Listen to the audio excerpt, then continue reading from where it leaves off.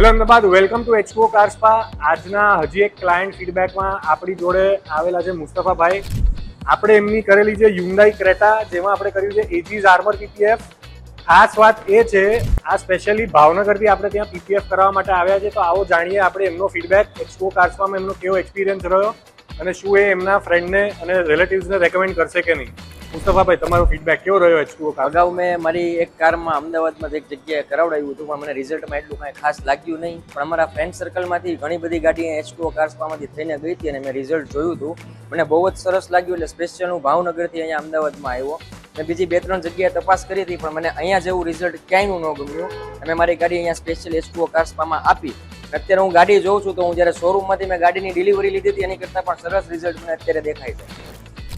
Thank you so much for the feedback. Do watch the whole video. આપણે આ video અલગથી પીપીએફનો કદાચ મૂકશું બી આપણા ઇન્સ્ટાગ્રામ પેજ પર.